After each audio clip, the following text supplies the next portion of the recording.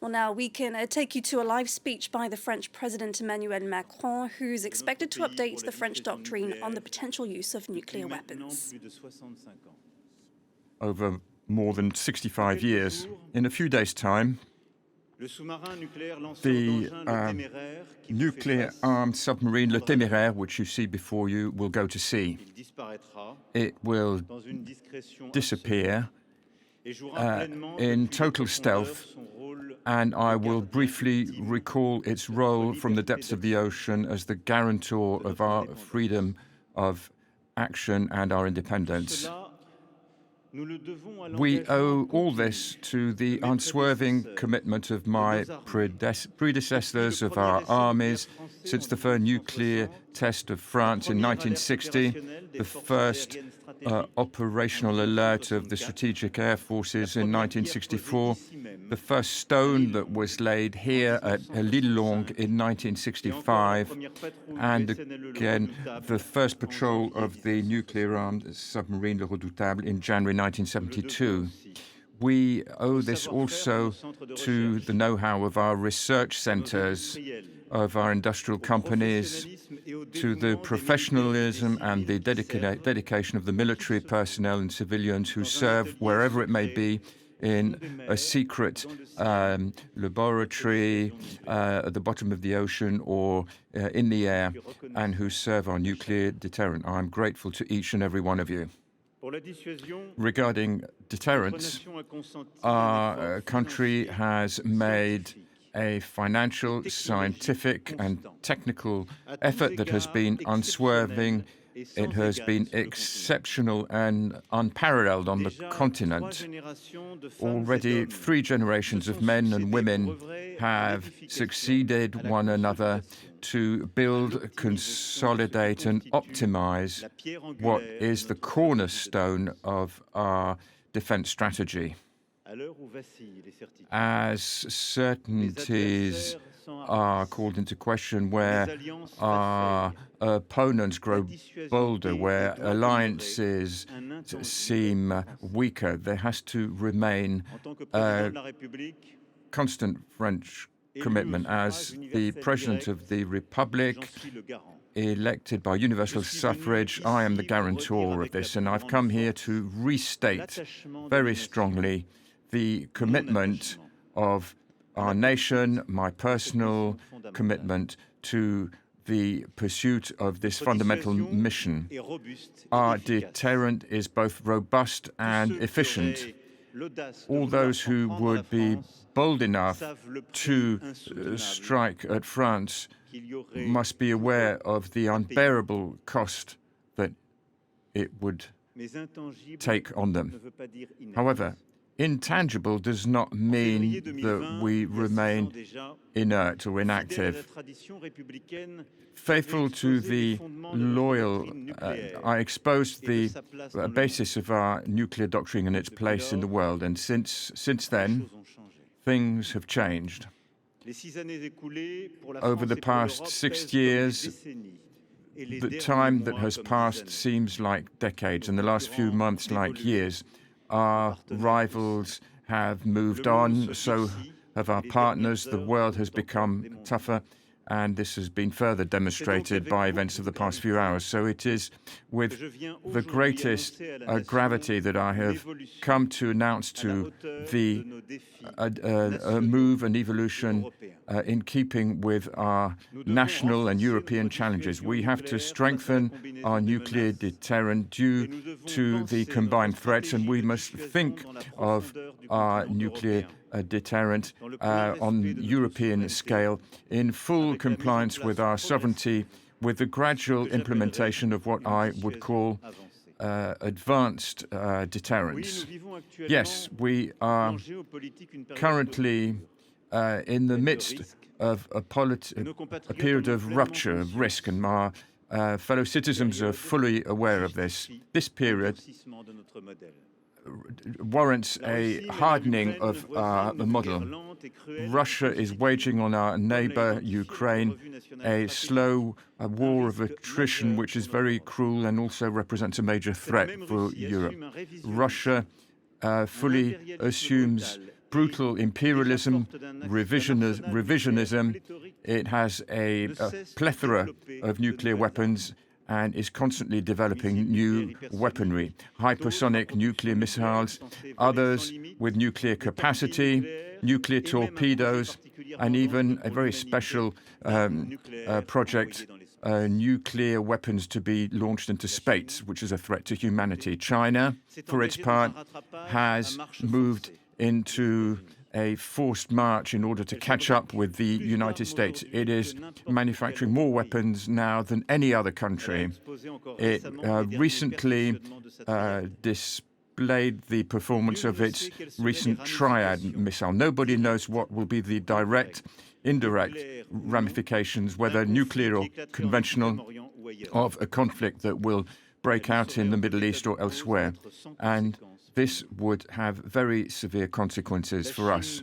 China, like Russia, is developing increasingly sophisticated systems to protect its territory, and this has also led the Americans to move ahead with their own Golden Dome project. In Asia, the arsenals and the strategic forces of other nuclear powers, such as North Korea, India, Pakistan, are being developed.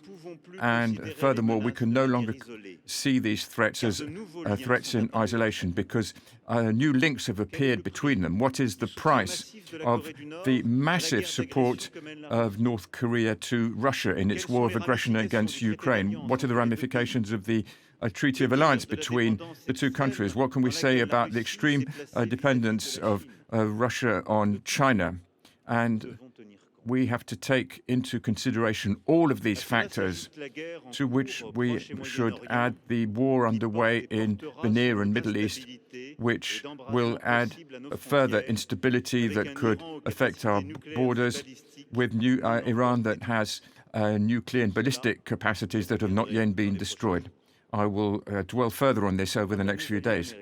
As for our American allies, who themselves are in the process of modernizing their arsenal, since 1945 they have played and will continue to play a key role in the defense of Europe. And we are extremely grateful to them for this. And in terms of deterrence, they take a direct part through the nuclear mission of NATO.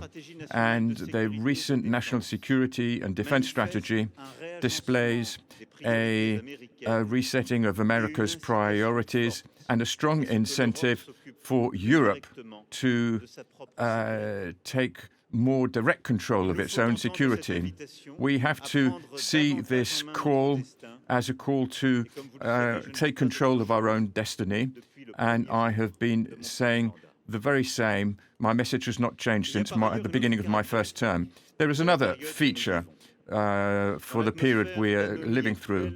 In the current environment, we are seeing a heightened risk that conflicts break through the nuclear threshold, and also intensified conflictuality beneath the nuclear threshold. And this has very direct consequences for us. The risk of going beyond the nuclear threshold is greater because these conflicts involved nuclear powers, and we have seen explosions of violence in India, Pakistan, Iran, Israel. We have seen the irresponsible behavior of Russia in particular, with a modification of its strategy to threaten Ukraine, heightened reference to with nuclear threats, launched of missiles such as Oreshnik close to the European borders. All this is a major change that makes the risk of crossing the nuclear threshold ever greater. Nuclear powers, by the same token, such as France, have to be accustomed to the risk of conflicts below the nuclear threshold in their immediate vicinity. We have seen salvos of missiles fired off by nuclear powers. Europe could be in a similar position one day. In order to manage this kind of situation before it crosses the nuclear threshold, we must have specific capacities, advanced alert, early warning, extended air defense to forestall this, in-depth strikes in order to counter and act in an offensive capacity. This is what we call backing up. To be strong in our nuclear deterrence, we have to be strong in our conventional capacity in all dimensions.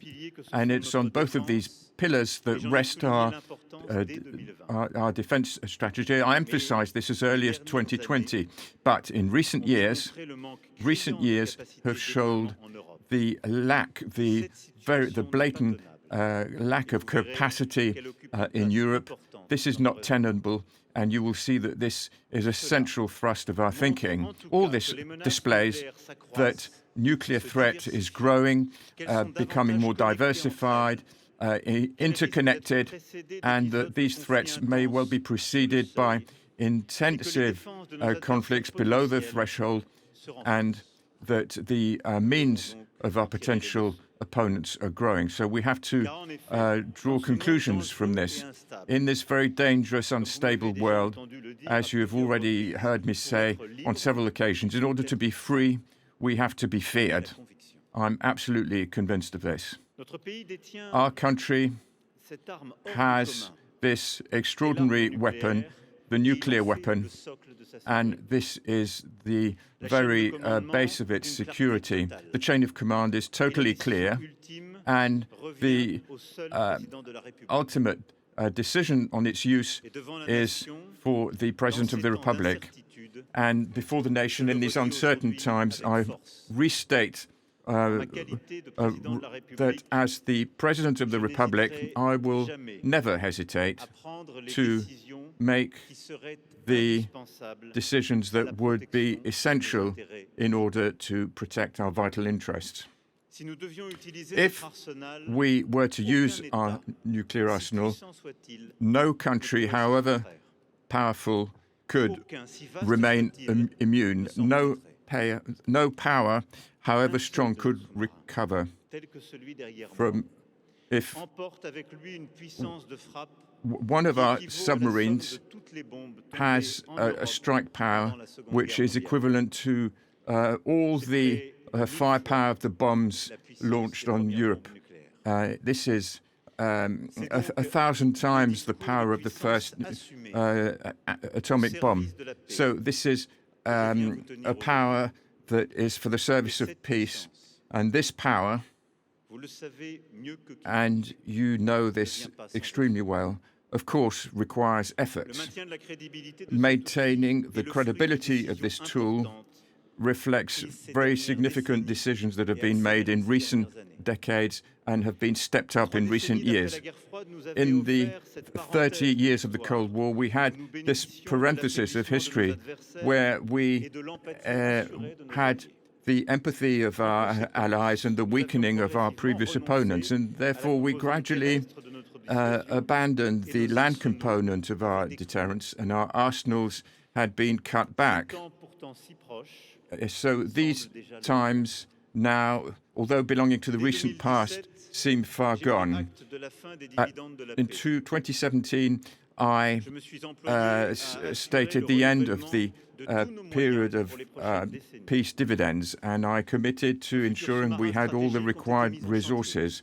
Our future nuclear submarines programs were launched, which ensures that we have a permanent presence in the oceans from 1972, and now we will have the third generation of nuclear submarines going to sea here from Île Longue.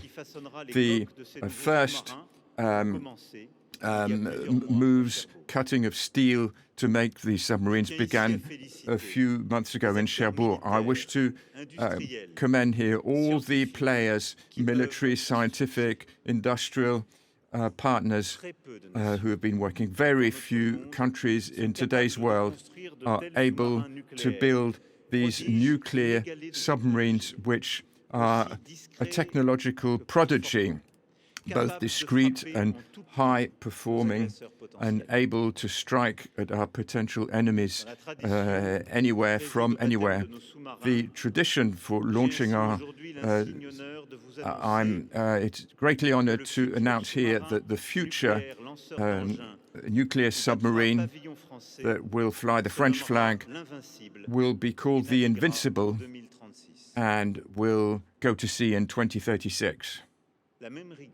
And with the same rigor, we have applied this to other areas of our deterrent. Since the past few months, we have a new missile M51.3 and a new nuclear warhead for the oceans that can penetrate all defenses. Our strategic air force and the joint air and naval force have had their nuclear cruise missiles renewed, and this year we will be launching the very ambitious program of hypersonic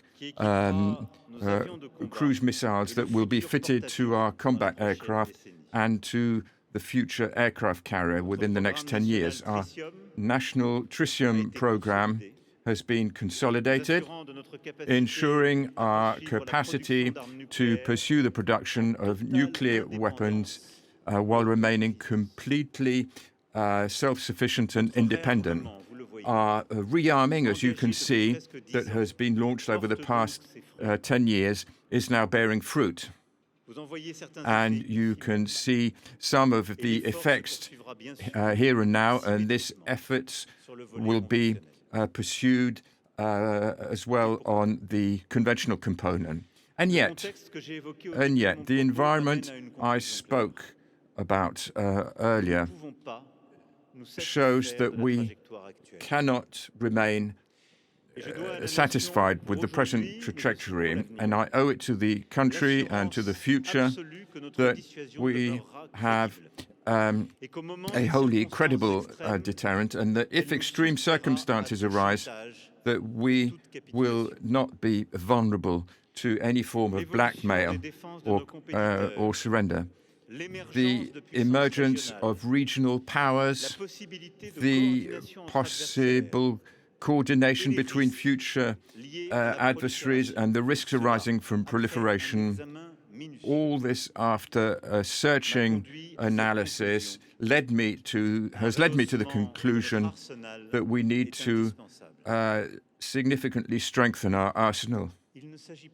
We're not talking about going into some kind of arms race. This has never been part of our doctrine, and needless to say that it would be futile to raise the stakes. The main point is that any future enemy or combination of enemies cannot perceive the potential of any strike against France without being absolutely sure of suffering a retaliatory strike from which they could not recover. Our doctrine rejects the idea of a graduated response. The French nuclear deterrent is strategic and exclusively strategic because we are talking about weapons that are very different from those that might be used on the battlefield. France, since the presidency of President Mitterrand, has abandoned any concept of tactical use of nuclear weapons, and we will not go back on this. And against this backdrop of assumed symmetry, France has always envisaged for its arsenal strictly consistent thresholds consistent with the operational efficiency of our deterrent. My duty is to ensure that our deterrent preserves now and in future the power to destroy, the guarantee of the power to destroy in the very dangerous shifting environment that I have just described. And therefore, I have ordered that we increase the number of nuclear warheads on our arsenal in order to put pay to any speculation. We will no longer communicate on the figures regarding our nuclear arsenal, contrary to past practice. In order to be free, therefore, we must be feared. And in order to be feared, we have to be powerful. This increase in our arsenal reflects that approach.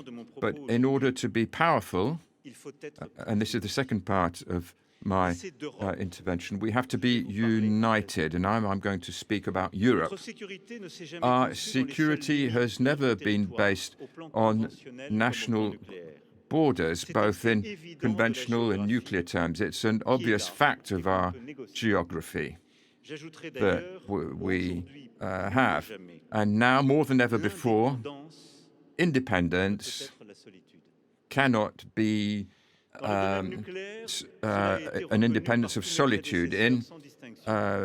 This has been recognized in the nuclear area by all my predecessors, but now the conditions have emerged in order to draw specific conclusions from this. Now, to explain, let me dwell for a few moments on a key aspect of our nuclear doctrine, the vital interest of our nation. The French nuclear deterrent is intended to dissuade any country to strike at our vital interests. What are our vital interests? We have never stated them precisely, and this has been a deliberate policy. The red lines are neither legible nor visible, and they cannot be. Indeed, our vital interests cover both metropolitan France and overseas territories, but they are not limited to our borders. Can we envisage that the interest of our close neighbors be impacted without impacting us?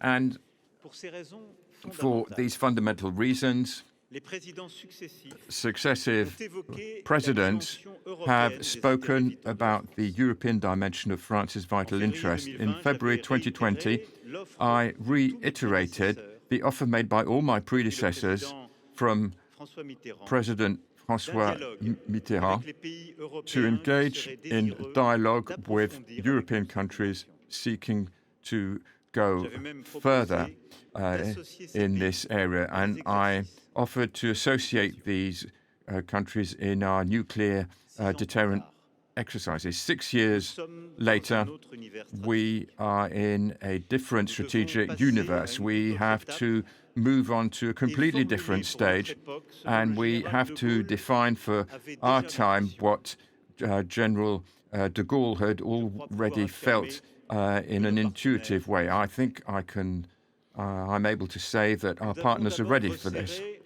First of all, last July, we drew closer ties with the United Kingdom, which is a major partner and an independent nuclear power, with which since 1995 we have recognized that the vital interest of one cannot be impacted without impacting those of the other. We have strengthened our bilateral cooperation. We have stated our shared solidarity with European partners and opened up the possibility of coordination of our respective deterrent forces.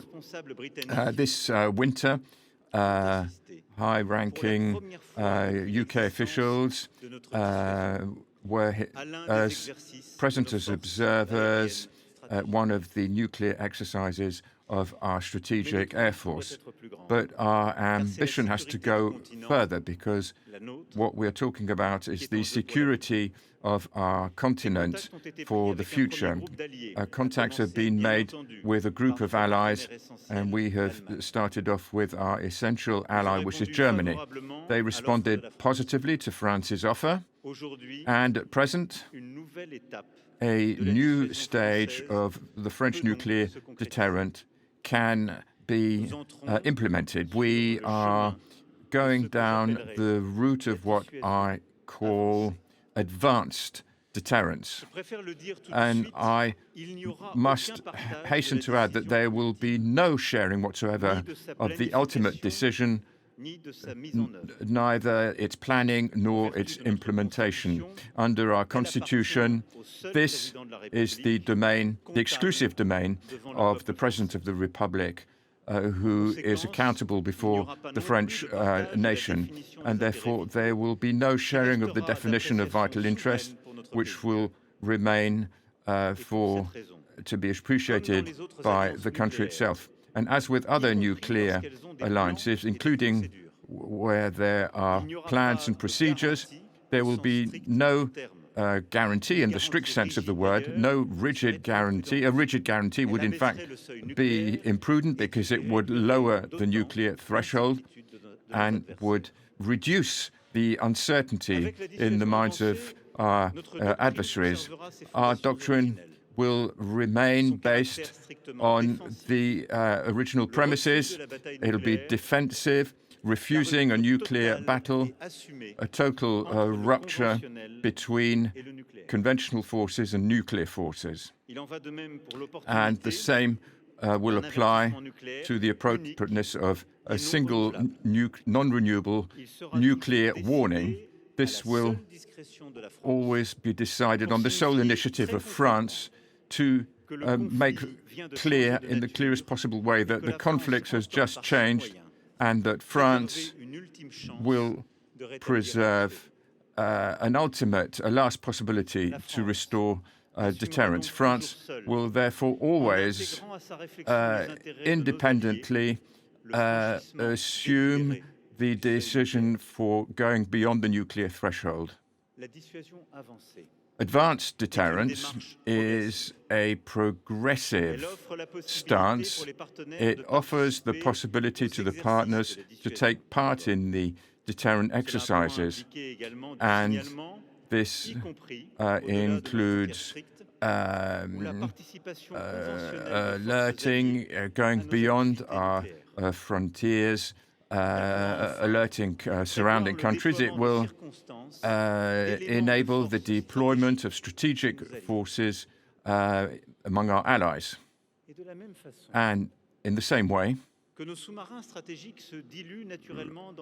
just as our nuclear submarines go into the ocean, our strategic air forces will also be able to move in the depths of the European continent. And this will create an archipelago of forces which will complicate the approach of our adversaries and will enable us to strengthen our defense. It will give us extra scope. It will provide new strategic depth that will be consistent with the new security challenges in Europe. Its value will also be very strong for the partners that will share this logic with us, and their territory will benefit from a strengthened link with our nuclear deterrent.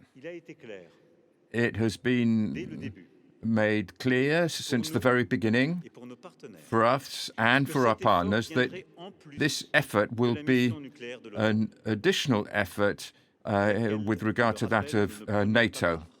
And I must add, we do not take part in this. So the advanced deterrent we are offering is a separate approach, and it is totally complementary with that of NATO, both in strategic and technical terms. The work that we have launched on this project with the Europeans has been done in a fully transparent manner vis-à-vis the United States and in close coordination with the United Kingdom.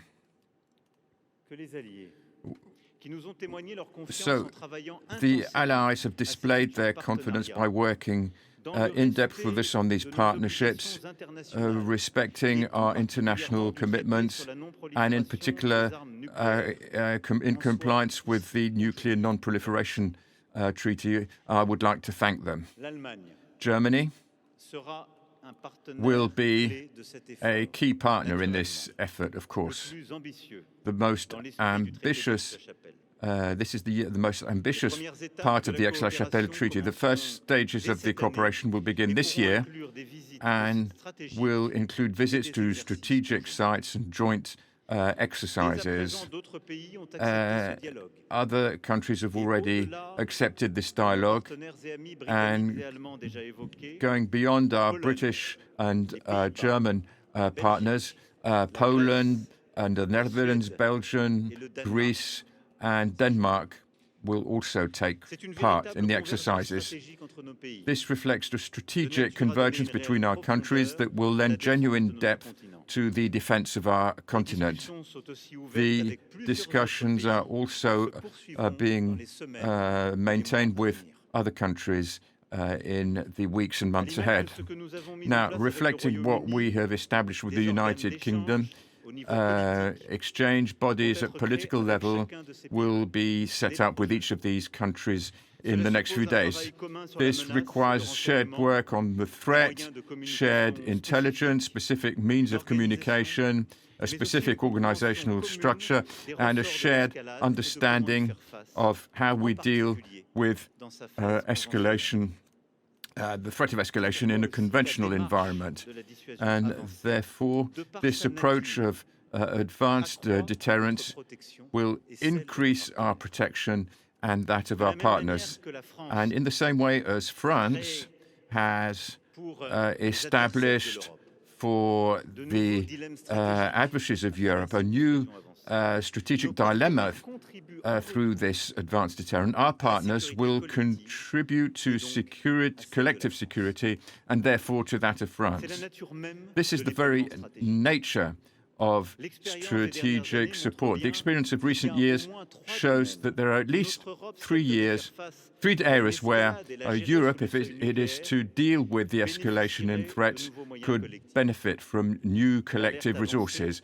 Early warning, in other words, the possibility through satellite reconnaissance to track missiles that may be targeted at us, air control with advanced anti-drone, anti-missile defenses, and the possibility to strike in depth.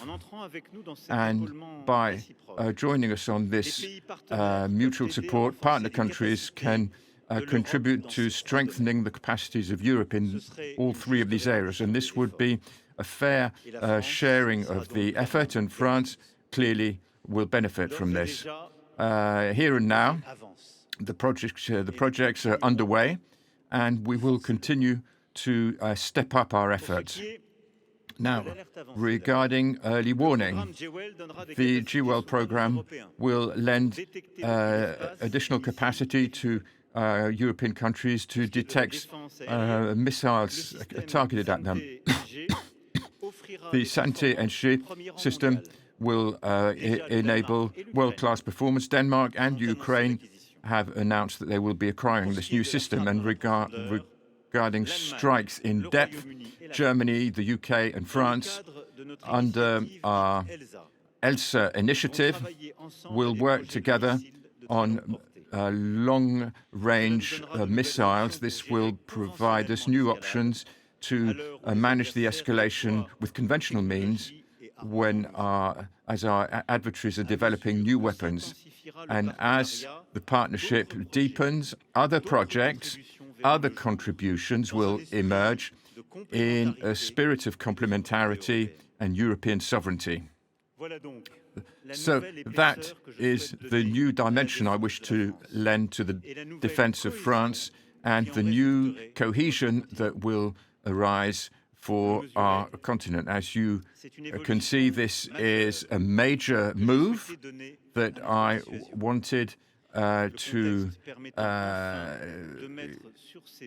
implement for our deterrent, so that we have a nuclear deterrent, a European deterrent to which all my predecessors have referred to, that will be of benefit to ourselves and to our partners and friends. But in this very troubled time, it will also be necessary to rethink the rules that govern the security of our continent and global security. We have to redefine the framework, and the European countries must be part of this and be able to uphold their interests. And they will be all the more able to do so if they take on their share of the burden, strengthen their strategic autonomy, and make the major decisions that I've just spoken about. At present, international arms control agreements are under great pressure. Let's be very clear about this. Everybody has taken liberties. The United States have put an end to the anti-ballistic missile treaty. The USA and Russia have ended the intermediate nuclear forces. The New START treaty has ceased to exist a few weeks ago. Russia has de-ratified the nuclear test ban treaty that the United States never ratified. So a resumption of tests after a moratorium of almost 30 years. China is endlessly catching up and has not signed anything. So let's be very clear. The rules-based order is in ruin, and this means that we have to rebuild the standards of collective security. And that is why we are right to toughen our stance and to make the decisions that I have just announced. And this does not only apply to nuclear powers, but those seeking to acquire nuclear deterrent. The conclusion of the conference on nuclear proliferation will be held in May in a very worrying environment with the very worrying North Korean program and the efforts of those who are seeking alternatives to security guarantees on which they thought they could rely. This is the spirit of the times, but France does not agree to this.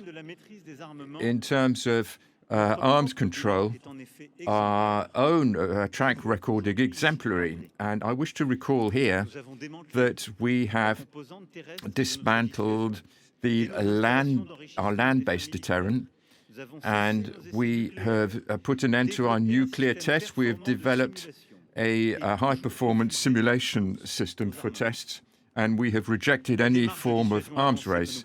The advanced deterrent strategy we're proposing is not escalation.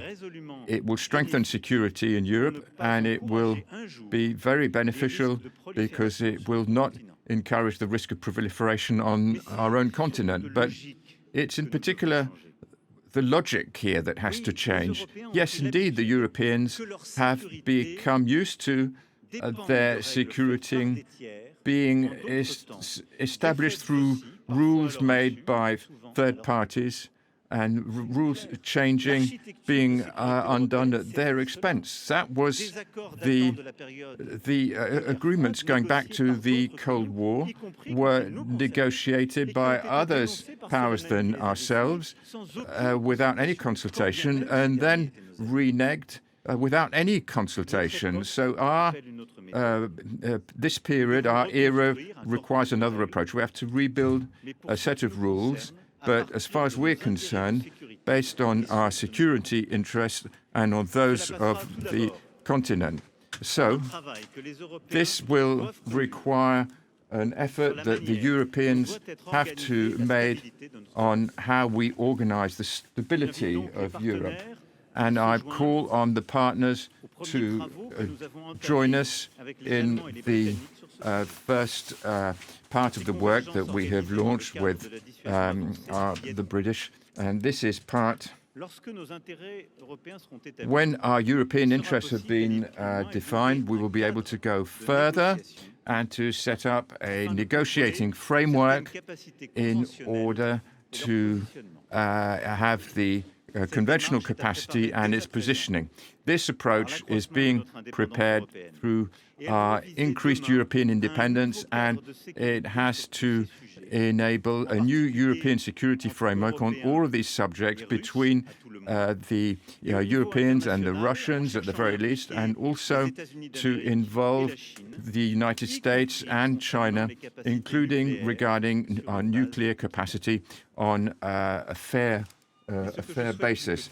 What I would like to do and you will have understood what I mean here, is that the Europeans regain control of their own destiny.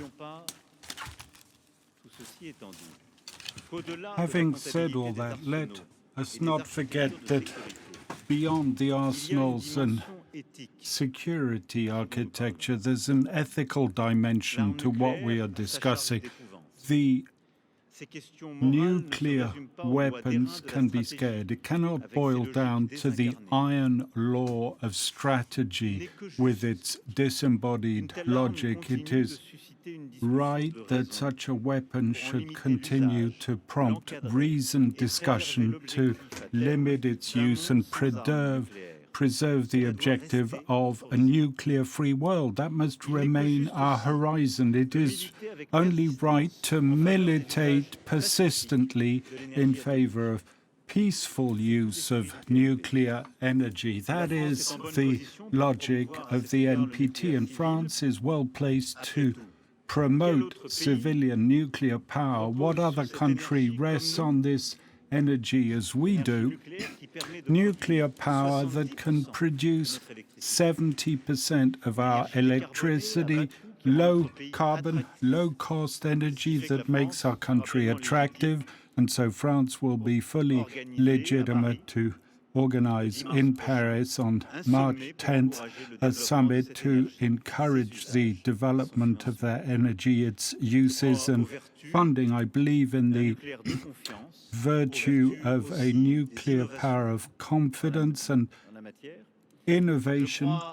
I believe in its value to meet the voracious needs of new technologies. I'm determined to help the International Atomic Energy Agency to promote the use of new sensitive energies. Ladies and gentlemen, the time has come for me to conclude, and I'd like to invite you for a moment to fully understand this place like no other. The nuclear base at the nether reaches of Brittany, the advanced point of Europe, its western shore and its fortress, and to understand what it means in all its dimensions: mass, power, independence, and I would add strategic solidarity. What you have before you is a precious legacy of which we are the custodians, and we will continue to uphold with tenacity. We'll continue to develop the tremendous tool of power expression of French genius patiently built up since the beginning of the Fifth Republic. Since 2017, I've been firmly committed to renewing our strategic forces, and I will undertake that until the end of my term of office. France will be strong of nuclear, powerful, sovereign nuclear power adapted to our needs, always sovereign. It will be strong of its roots in the European area, the strategic depth it confers, strength and ties between allies, and new complementarities that it brings about. The next half-century will be an age of nuclear weaponry. France, resolute, free, confident, will assume its full role. It will continue to gain in strength, and for its own benefit, it will root this Western approach on the European bedrock. Let us be powerful, let us be united, let us be free. Vive la République, vive la France.